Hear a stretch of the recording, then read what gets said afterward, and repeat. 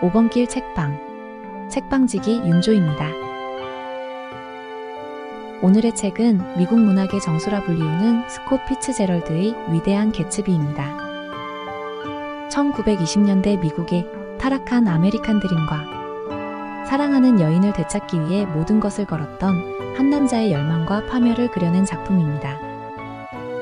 지금 그 이야기 속으로 들어가 보겠습니다.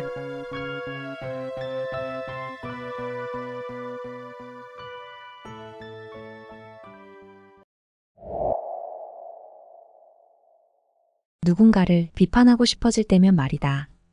세상 모든 사람들이 네가 가진 유리함들을 다 가진 것은 아니란 걸 명심하거라. 세월이 흘렀지만 닉은 어릴 적 아버지의 충고를 잊지 않았죠. 어떤 일을 하든 섣부른 판단을 하지 않았고 관대했기에 별의별 사람들이 자신만의 비밀스런 사연들을 털어놓았죠.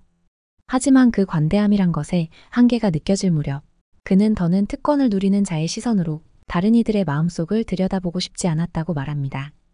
우월과 이기로 자욱한 세상에서 더는 인간의 덧없는 슬픔이나 환희 따위에 동요되고 싶지 않았죠. 하지만 개츠비, 그는 남달랐다고 말합니다. 1만 마일 밖이 흔들림까지 감지하는 지진계처럼 미세한 희망을 감지해내는 능력. 그에게는 그 누구에게서도 볼 수 없었던 낭만적 민감성이 있었으니까요. 이야기는 개츠비를 기억하고 싶었던 닉 캐러웨이의 회상으로 거슬러 갑니다. 닉 캐러웨이. 그의 집안은 미국 중서부 도시에서 제법 부유하고 명망 있는 캐러웨이 가문이었죠. 그가 예일대학교를 졸업하고 얼마 지나지 않았을 때 1차 세계대전이 발발했고 닉도 전쟁에 참전하게 됩니다. 참혹했던 전쟁이 끝이 나고 고향으로 돌아왔을 때 닉은 큰 마음의 혼란을 느낍니다. 그에게 중서부는 더 이상 세상의 중심지가 아니라 초라한 변두리로 여겨졌던 것이죠. 닉은 동부로 떠나기로 마음먹습니다. 그곳에서 주식과 채권 기술을 배우며 어쩌면 영원히 정착할 작정이었죠. 우연이지만 그는 북미 대륙에서 가장 특이한 동네에 살게 됩니다. 롱아일랜드 해협에는 특이하게도 달걀 모양을 한 두 개의 반도가 서로 마주보고 있었는데요. 바로 이스트에그와 웨스트에그입니다. 흥미로운 건 이 비슷한 모양의 두 지역이 모든 면에서 서로 달랐다는 것이었죠. 이스트에그가 가문대대로 부를 세습한 상류층들의 전통 부촌이었다면 웨스트에그는 그야말로 벼락부자들이 모여든 신흥부촌이었죠. 닉은 그곳 웨스트에그의 달걀 모양의 꼭대기쯤 있는 곳에 소박한 월세집 하나를 구합니다. 단촐한 그의 집은 양쪽으로 백만장자들의 저택 사이에 끼어 있었는데요. 특히 오른쪽 집은 그야말로 엄청난 대저택이었죠. 바로 개츠비의 저택입니다. 그해 여름, 닉은 이스트에그에 살고 있는 톰 뷰게넌 부부의 초대를 받게 됩니다. 톰은 예일 대학 시절 동기였고 그의 아내 데이지는 닉의 육촌 동생이었죠. 어쩌면 모든 것의 시작은 이날의 만남에서 비롯되었는지 모릅니다. 훗날 그것은 원하든 원치 않든 그의 많은 것들을 바꿔놓았으니까. 톰은 대학 시절 뛰어난 실력을 가진 폴로 선수로 활약하였지만 막대한 부를 지닌 부모 덕에 돈을 물쓰듯 하여 주위에 빈축을 샀죠. 그는 데이지와 결혼한 이후에도 폴로 경기가 있고 부를 과시하는 곳이라면 어디든 찾아다녔죠. 어쩌면 그는 폴로 선수 시절의 드라마틱한 격정을 쫓기 위해 영원히 방황하는 것인지도 몰랐죠. 어쨌든 그의 어느 저녁 별로 친하지도 않은 두 옛 친구를 만나기 위해 닉은 이스트에그로 차를 몹니다. 톰의 저택은 많이 내려다 보이는 곳에 화려하게 자리해 있었죠. 조지 왕조풍의 아름다운 건물 아래로는 해변에서 시작하여 입구까지 4분의 1마일이나 되는 잔디가 드넓게 펼쳐져 있었죠. 닉이 응접실로 들어서자 소파에 앉아있던 데이지가 특유의 발랄함으로 그를 반깁니다. 닉은 소파에 앉아있는 또 다른 여인을 발견하는데요. 턱을 치켜든 채 꼿꼿한 자세를 유지하려 애쓰는 그 여자의 모습이 매우 어색하다고 생각하죠. 데이지는 그녀가 바로 골프 선수로 유명한 조던 베이커라고 소개합니다. 그녀가 고갯짓으로 인사를 건넸을 때 순간 꼿꼿했던 여자의 자세가 움찔하고 흐트러지는데요. 닉은 완벽한 자부심으로 무장한 듯한 그녀의 모습에 은근한 호기심을 느끼죠. 오랜만에 만난 이들은 서로의 근황을 물으며 담소를 나눕니다. 닉이 웨스트에그에 살고 있다고 말하자 옆에 있던 조던이 혹시 개츠비라는 남자를 아냐고 물어봅니다. 그때 데이지가 무엇인가 놀란 듯 주춤하죠. 그러더니 어떤 개츠비를 말하는 거냐고 재차 물어봅니다. 닉이 자신의 이웃이라 대답하려는 순간 때 맞춰 저녁 식사가 준비되었다는 소리가 들려왔고 그렇게 이야기는 중단되어 버리죠. 그날 그들은 닉이 서부에서 어떤 여자와 약혼했더라는 헛소문에 대해서 이야기했고 톰이 심취해 있는 우생학서적에 대한 이야기. 묘지는 백인이 정신 차리지 않으면 언젠가 다른 인종에 의해 침몰될 것이라는 열변이 있었고 조던과 닉을 엮어보려는 몇 번의 장난이 있기도 했죠. 하지만 그날 닉이 알게 된 진짜 사실은 데이지가 불행한 결혼 생활을 견디고 있다는 것이었죠. 시끄럽게 울려대는 누군가의 발신음 때문에 데이지의 얼굴이 급격히 어두워졌던 것과 그것이 톰의 정부라는 것을 조던의 귀뜸을 통해 알게 된 것이죠. 그날 데이지는 닉에게 자신의 불행을 털어놓습니다. 딸이 태어난 날조차 톰은 자신의 곁을 지키지 않았다고 원망하며 차라리 딸이 예쁜 바보가 되었으면 좋겠다고 말합니다. 닉은 그녀가 당장이라도 딸을 데리고 그 집을 뛰쳐나와야 한다고 생각합니다. 하지만 데이지는 조금도 그럴 생각이 없어 보였죠. 그날 밤 집에 도착한 닉은 홀로 마당으로 나옵니다. 바람은 고요했고 새들이 푸드득거리는 소리와 여름밤 개구리들의 소리가 어우러져 있었죠. 그때 고양이 그림자가 달빛에 어른거렸고 고개를 돌린 순간 닉은 자신이 혼자가 아니라는 사실을 깨닫게 됩니다. 이웃저택의 그림자 속에서 한 사람의 모습을 발견한 것이죠. 두 손을 주머니에 찌른 채 별빛 찬란한 밤하늘을 바라보는 그림자는 바로 이웃집 남자였죠. 그 여유로운 몸짓은 마치 자기 몫이 하늘이 어디까지인지를 가늠하는 것 같았죠. 그가 어두운 바다를 향해 두 팔을 뻗었을 때 닉도 무심결에 바다 쪽을 바라봅니다. 남자의 시선이 닿은 그곳에는 부두 끝자락에 희미하게 반짝이는 초록색 불빛뿐. 그 외엔 아무것도 보이지 않았죠. 웨스트에그에서 뉴욕으로 가는 중간 지점에는 도로와 철로가 만나 나란히 달리는 곳이 있습니다. 코를 찌르는 악취와 잿빛 먼지가 부유한 그곳을 사람들은 제의 골짜기라 불렀죠. 그 자욱한 먼지 너머에는 안과 의사 TJ 에클버그의 눈이 그려진 거대하고 낡은 광고탑 하나가 방치된 채 세워져 있었는데요. 제의 골짜기를 굽어보는 그 두 눈은 마치 신처럼 모든 것을 내려다보는 듯했죠. 톰의 정부를 만난 것도 바로 그곳입니다. 어느 날 오후 닉은 톰과 함께 뉴욕행 기차에 몸을 실었죠. 기차가 제의 골짜기에 멈췄을 때 톰은 벌떡 자리에서 일어나더니 부득부득 닉을 기차에서 끌어내리죠. 그렇게 톰이 자신의 애인을 소개해주겠다며 데려간 곳은 어느 한적한 정비소였는데요. 그곳에서 정비공 윌슨을 만납니다. 윌슨은 평소에도 톰의 자동차를 매입하려 안달이 나 있었는데요. 윌슨이 열심히 톰의 비위를 맞추고 있을 때 놀랍도록 생기있고 육감적인 몸매의 한 여인이 다가오죠. 바로 윌슨의 아내이자 톰의 정부인 머틀이었죠. 머틀은 톰과 은밀한 눈짓을 주고받더니 윌슨을 향해 동생 캐서린을 보러 잠시 뉴욕에 다녀오겠다 말합니다. 그렇게 그들 셋은 한 기차에 오르게 되었고 닉은 얼떨결에 톰의 정부와 동행하는 처지가 됩니다. 톰과 그의 정부가 향하는 곳은 그들의 미래 장소인 뉴욕의 한 아파트였죠. 가는 길에 잔뜩 신이 난 머틀이 톰에게 아파트에서 키울 만한 개를 사고 싶다고 졸랐고 톰은 그녀를 위해 털이 아름다운 에어데일 테리어 한 마리를 사줍니다. 이윽고 뉴욕에 도착했을 때 닉은 얼른 그들과 헤어져야겠다고 생각하죠. 하지만 톰과 머틀은 기어이 자신의 아파트까지 닉을 끌고 갑니다. 닉은 평생 술에 취한 적이 딱 2번 있었는데 그 두 번째가 바로 그날 오후였죠. 아파트에 초대받은 사람은 캐서린과 아래층에 사는 사진사 맥키 부부였죠. 머틀이 화려한 야외복으로 갈아입고 나왔을 때 그녀의 모습은 더 이상 정비공의 아내 머틀이 아니었죠. 정비소에서 눈에 띄었던 강렬했던 생명력은 이제 부잣집 안주인 마냥 상당한 거만함으로 바뀌어 있었죠. 한자리에 모인 그들은 신나게 톰과 머틀의 러브스토리를 떠들었고 각자 배우자에 대한 불만과 속내들을 터놓죠. 그때 머틀의 여동생 캐서린은 톰이 아내 데이지가 두 사람을 떼어놓고 있으며 그녀가 카톨릭 신자라는 이유로 이혼을 해주지 않고 있다고 떠벌립니다. 데이지가 카톨릭 신자가 아님을 알고 있는 닉은 이 그럴듯한 거짓말에 다소 놀라죠. 밤늦도록 술파티는 이어졌고 그들의 취기도 오르고 있었는데요. 그들은 머틀이 데이지의 이름을 언급할 자격이 있느냐를 두고 언쟁을 하기 시작했죠. 심기가 불편해진 머틀이 마치 조롱하듯 데이지의 이름을 반복해서 뱉었을 때 그 순간 톰이 한치의 망설임도 없이 그녀의 코를 후려쳐버리죠. 머틀의 얼굴은 피투성이가 되었고 순식간에 사방은 아수라장이 되고 맙니다. 한바탕 소란이 지나간 후 닉은 모자를 집어들고 그곳을 빠져나옵니다. 그는 조간신문 트리뷴을 손에 쥔 채 펜실베이니아역의 추운 대합실에 누워 새벽 4시엔 기차를 기다려야 했죠. 여름 내내 이웃 개츠비의 저택에서는 화려한 파티를 알리는 음악 소리가 들려왔죠. 매주 수백 명의 사람들이 불빛으로 모여드는 불나방처럼 홀린 듯 그의 저택으로 몰려들다 흩어지기를 반복했죠.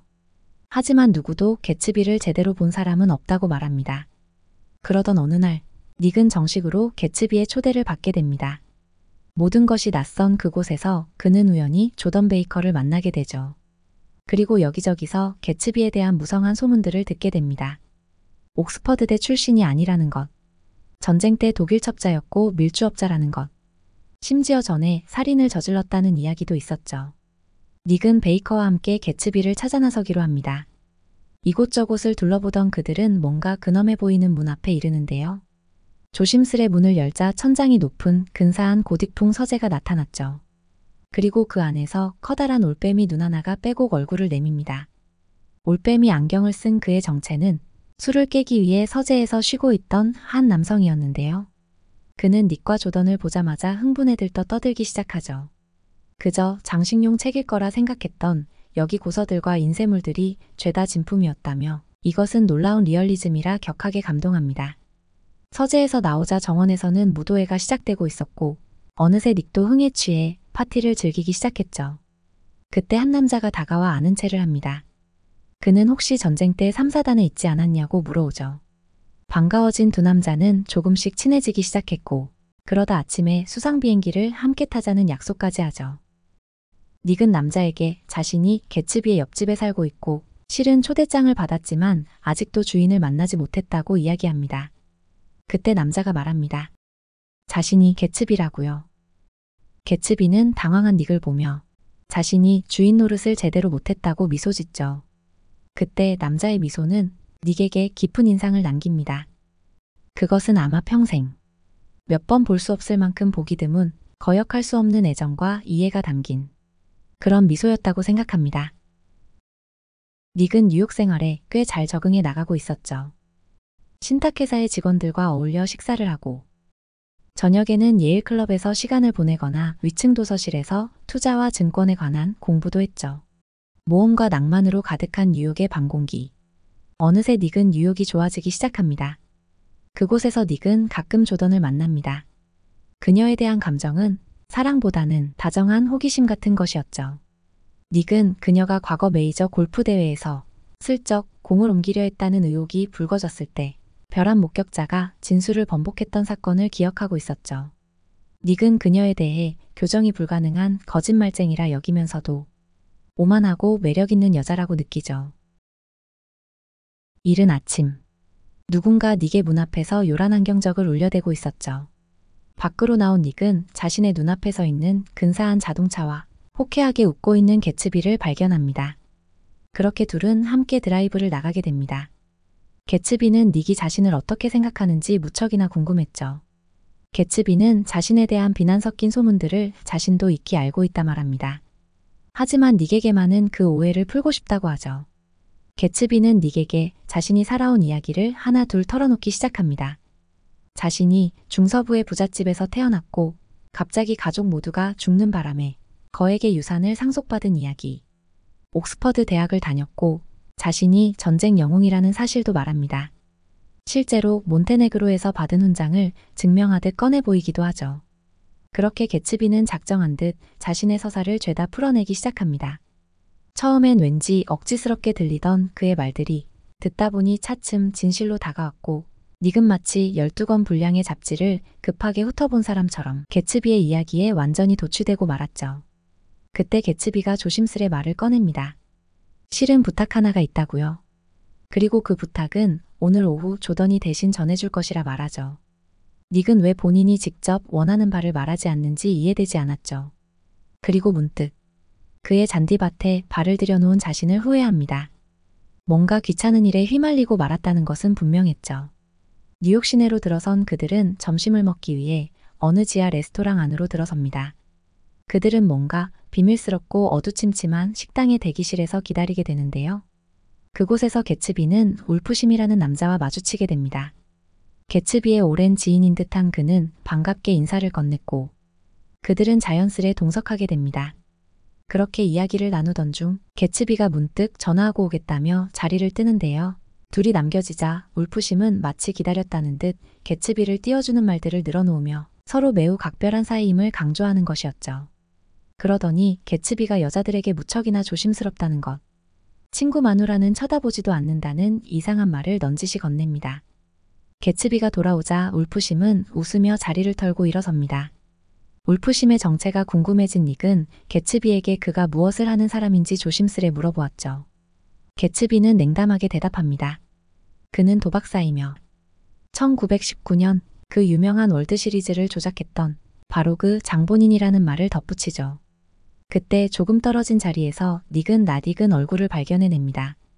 톰 뷰게넌이었죠. 예상치 못한 장소에서 그를 보자 반가워진 닉은 개츠비에게 정식으로 톰을 소개합니다. 그리고 잠시 톰과 안부를 나누는데요. 그러다 닉이 개츠비를 돌아봤을 때 닉은 순간 황당함을 느낍니다. 개츠비가 이미 어디론가 사라져버렸던 거죠. 그날 오후 닉은 플라자 호텔에서 조던 베이커를 만납니다. 개츠비의 그 부탁에 대해 듣기 위해서였죠. 조던은 그녀의 오랜 기억 속에서 한 조각을 캐어내듯 그날의 일을 회상합니다. 1917년 10월의 어느 날이었다고 하죠. 그날 아침 조던은 데이지의 집 길모퉁이에 서 있는 흰색 로드스터를 발견합니다. 차 안에는 데이지가 처음 보는 장교와 함께 앉아 있었죠. 그때 조던을 발견한 데이지가 반갑게 손짓으로 그녀를 불렀죠. 조던은 잠시 데이지와 이야기를 나누었는데요. 조던은 그때를 기억했죠. 데이지의 옆모습을 바라보며 줄곧 눈을 떼지 못하던 그 장교의 시선을요. 그것은 여인이라면 누구나 받고 싶을 만한 그런 열렬한 시선이었다고 말하죠. 그 후 장교는 해외로 파병되어 떠나게 되었고 데이지가 뉴욕으로 떠나는 그를 전송하기 위해 짐을 챙기던 중 어머니에게 발각되는 사건이 있었죠. 그 일이 있은 후 그녀는 더 이상 군인을 사귀지 않았다고 합니다. 이후 데이지는 사교계에 발을 딛기 시작했고 상당한 재력가였던 시카고의 톰 뷰게넌과 결혼한 것이죠. 하지만 피로연이 열리기 직전 데이지는 신부방에서 만취된 채 누워 있었죠. 한 손에는 백포도주병을 다른 손에는 편지 하나를 쥐고 있었다고 말합니다.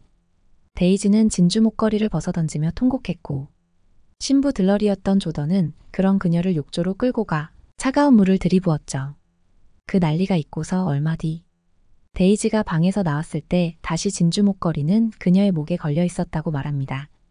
이후 신혼여행에서 돌아온 데이지는 톰에게 병적으로 미쳐 있었고 종일 불안한 눈으로 톰만을 찾았죠. 한 번은 톰의 차가 외건과 충돌하고 앞바퀴가 빠져버린 사고가 있었는데 그때 같이 탔던 여자의 팔이 부러지는 바람에 버젓이 신문에 나기도 했죠. 이후 데이지의 집착은 계속되었고 톰의 외도도 계속되었죠. 그리고 이듬해 데이지는 딸을 낳았다고 합니다. 그리고 바로 얼마 전 닉이 톰의 집에 초대받았던 그날 데이지가 개츠비에 대해 은밀히 물어왔다고 합니다. 조던은 그때 비로소 알게 되었다고 합니다. 그 장교가 개츠비였다는 걸요. 개츠비는 언젠가 데이지가 자신을 만나러 와주길, 우연이라도 자신의 파티에 와주기를 기다리고 있다고 말합니다. 하지만 단 한 번도 데이지는 나타나지 않았고 이제 그는 다른 방법을 모색해야 했죠. 그렇게 해서 처음으로 찾아낸 사람이 바로 조던 자신이었다고 말합니다. 그리고 조던은 그런 개츠비를 돕기로 마음먹은 거죠. 개츠비는 닉의 집에서 마치 우연처럼 데이지를 만나기를 희망했고 그래서 바로 닉이 자신을 도와주기를 조심스레 바라고 있다고 하죠. 닉은 늦은 밤까지 집 앞에서 기다리고 있던 개츠비에게 그의 부탁을 들어주겠다고 말합니다. 개츠비는 답례로 닉이 증권일과 관련해 돈을 벌 수 있는 방법을 알려주려 하죠. 하지만 닉은 대가로 바라는 건 없다고 말합니다. 데이지가 오기로 한 바로 그날이 왔죠. 개츠비의 정원사가 닉이 마당에 잔디 깎는 기계를 들고 나타났고 닉이 거실은 마치 온실 전체를 옮겨놓은 것 마냥 꽃밭으로 변해 있었죠. 하늘에선 추적추적 비가 내렸고 데이지를 기다리던 개츠비는 초조한 얼굴로 거실을 계속해서 왔다 갔다 합니다. 그러더니 약속 시간이 지난 것도 아닌데 이렇게 하루 종일 기다릴 순 없다며 느닷없이 나가버리려 하죠. 때마침 밖에서 클락션 소리가 들려왔고 닉이 서둘러 데이지를 맞으러 나갑니다. 그리고 드디어 닉이 데이지를 데리고 들어왔을 때 닉은 놀랍니다. 이미 개츠비가 사라져버렸던 거죠. 그와 동시에 가벼우면서도 위험 있게 현관문을 두드리는 소리가 들려옵니다. 외투 주머니에 두 손을 찌른 채 마치 죽은 사람 같은 안색으로 비를 쫄딱 맞고 서 있는 그는 바로 개츠비였죠. 짧은 놀라움과 탄식 뒤로 한동안 정적이 흘렀고 아무튼 그들은 그렇게 재회합니다. 개츠비는 여전히 주머니에서 손을 빼지 않은 채로 짐짓 여유 있게 심지어 좀 따분하다는 듯이 벽난로 장식에 몸을 기대는 신용을 하죠. 하지만 그 어정쩡한 자세 때문에 벽시계가 옆으로 기울었고 개츠비는 반사적으로 시계를 붙잡아 제자리에 놓아야 했죠. 그 광경을 보고 있던 닉의 얼굴이 빨갛게 달아오릅니다. 이제 닉은 그들만의 시간을 만들어주기 위해 슬쩍 자리를 뜨기로 하죠. 하지만 기어이 부엌까지 쫓아온 개츠비가 불안한 얼굴로 어디 가냐 물었죠. 그리고 완전히 망했다며 절망스럽게 얼굴을 감쌉니다. 닉은 더 이상 봐줄 수가 없어 개츠비의 행동을 나무랍니다. 지금 데이지가 혼자 있지 않냐고 이야기하죠. 그러자 화들짝 놀란 개츠비가 닉의 입을 틀어막고는 비난 어린 눈빛을 쏘아댔죠. 그리고 조용히 거실로 돌아갑니다. 닉은 정원을 거닐며 홀로 시간을 보낸 후 어느 정도 시간이 흘렀음을 확인하고는 다시 거실 안으로 들어섭니다. 일부러 부산스러운 소리를 내며 거실로 들어섰을 때였죠. 닉은 마치 아무 소리도 듣지 못한 것처럼 서로에게 빠져있는 두 사람을 발견합니다. 놀라웠던 건 개츠비에게서 찬란한 광채가 나고 있었다는 것이었죠. 개츠비의 미소는 눈부셨고 여유로웠으며 행복의 기운이 그 공간을 가득 채우고 있었죠. 드디어 비가 그쳤고 완전히 달라진 개츠비는 데이지에게 자신의 집을 구경시켜주고 싶다고 말합니다. 개츠비가 오래도록 꿈에 그리던 순간이었죠. 개츠비의 대저택을 직접 본 데이지는 두 눈이 휘둥그레졌고 호화로운 저택의 구석구석을 들떠서 누비기 시작했죠. 그리고 그동안 개츠비는 한 번도 데이지에게서 눈을 떼지 않았죠. 그 눈길은 그녀의 사랑스러운 눈빛이 보내는 반응에 따라 자기 집의 모든 것들을 하나하나 재평가하는 듯 했죠. 개츠비가 자신의 수영장과 수상 비행기를 보여주기 위해 나왔을 때 하필 다시 비가 내리기 시작합니다. 그들은 잠시 나란히 서서 안개가 자욱한 바다를 지켜보는데요. 그때 개츠비가 말합니다. 안개만 끼지 않았다면 건너편에 있는 데이지의 집이 보였을 거라고요. 그 부두 끝에는 늘 초록색 불이 켜져 있었다고 하죠. 닉은 생각합니다. 어쩌면 그 불빛의 엄청난 의미가 이제 영원히 사라졌다는 생각을 하고 있는지 모른다고. 이제 그것은 부두에 켜져 있는 초록 불빛에 지나지 않으며 그에게 마법을 부렸던 물건 중 하나가 줄어든 것이라고요. 제임스 개츠. 가난한 농사꾼의 아들이었던 개츠비의 실제 이름이었죠. 그에게 그의 부모는 무능력하고 별 볼 일 없는, 결코 부모로 인정할 수 없는 존재였죠. 그에게는 지독한 가난으로부터 벗어나고 싶은 열망과 언젠가 저 높은 꼭대기로 올라갈 수 있다는 믿음이 있었죠. 그는 슈피리어 호수에서 조개를 캐거나 연어를 잡으며 근근히 생계를 유지합니다. 하지만 그의 상상 속에선 언제나 폭풍우처럼 화려한 세계로의 동경이 몰아쳤고 매일 밤 기괴하고 환상적인 자부심이 머릿속을 맴돌았죠. 그는 큰 포부를 가지고 남부 미네소타주에 있는 한 대학에 입학합니다. 하지만 그곳에서 그 어떤 희망도 찾지 못한 게츠는 다시 슈피리어 호수로 돌아오게 되죠. 그러던 어느 날, 여느 날처럼 호수를 거닐던 게츠는 멀리서 닻을 내리는 요트 하나를 발견하는데요. 하지만 그곳은 닻을 내려서는 안 되는 위험한 자리였죠. 제임스 게츠는 배를 타고 필사적으로 투울로미오가 있는 곳까지 노저어갑니다. 그러나 반시간 뒤 바람 때문에 배가 산산조각 날 것이라고 알려준 것은 제임스 게츠가 아닌 바로 제이 게츠비였죠. 그는 자신의 운명의 북소리를 들었죠. 언젠가 스스로 우뚝 설 것을 믿었던, 스스로 신의 아들이라 여겼던 제임스 게츠는 그렇게 게츠비로 새로 태어난 것이죠. 광산업계 백만장자였던 코디는 게츠비를 데리고 새로운 항해를 시작합니다. 게츠비는 코디의 집사가 되고 항해사나 조타수가 되기도 했죠. 어떤 때는 경호원 노릇을 하며 묵묵히 코디의 곁을 지킵니다. 항해는 5년이나 계속되었고 그 사이 요트는 미대륙을 3번이나 횡단했죠. 하지만 그로부터 일주일 뒤 코디는 불미스럽게 사망하고 말았고 그의 유언대로 게츠비에게 25,000달러의 유산이 상속됩니다. 하지만 엘리케이라는 여자와의 법적 분쟁에서 패하는 바람에 결국 게츠비에겐 단 한 푼도 남겨진 게 없었죠. 그에게 남은 것이라곤 세상 사는 법에 대한 독특하고 적절한 매너와 처세뿐이었죠. 데이지가 개츠비의 저택을 다녀갔다는 걸 알게 된 톰은 느닷없이 데이지를 데리고 개츠비의 파티장에 나타납니다. 개츠비는 톰에게 각계각층의 유명 인사들을 인사시켜 주었고, 톰은 개츠비의 엄청난 재력을 의심스러운 눈초리로 바라보죠. 그날 개츠비와 데이지는 함께 춤을 추기도 했고, 톰을 피해 둘만의 시간을 보내기도 합니다. 하지만 데이지가 떠나고 닉은 무엇 때문인지 한없이 우울해져 있는 개츠비를 발견합니다. 개츠비는 그녀가 즐거워하지 않았다고 말합니다. 그리고 자신을 이해하지 않는다고 말하죠. 개츠비가 그녀에게 원했던 건 하나. 톰에게로 가 당신을 사랑한 적이 없다고 말하는 것이었죠. 그렇게 자유의 몸이 되면 함께 루이빌로 돌아가 그녀의 집에서 결혼식을 올리겠다 했죠. 그는 지난 5년의 시간을 되돌릴 수 있다고 믿고 있었죠. 닉은 자신이라면 그녀에게 너무 많은 것을 요구하지 않을 것이라고 말합니다. 과거는 바꿀 수 없다고 이야기하죠. 하지만 개츠비는 믿을 수 없다는 듯 소리칩니다. 과거는 바꿀 수 있으며 모든 것을 예전으로 돌려놓겠다고 단호하게 소리칩니다. 그의 인생은 그렇게 걷잡을 수 없는 길로 치닫고 있었죠.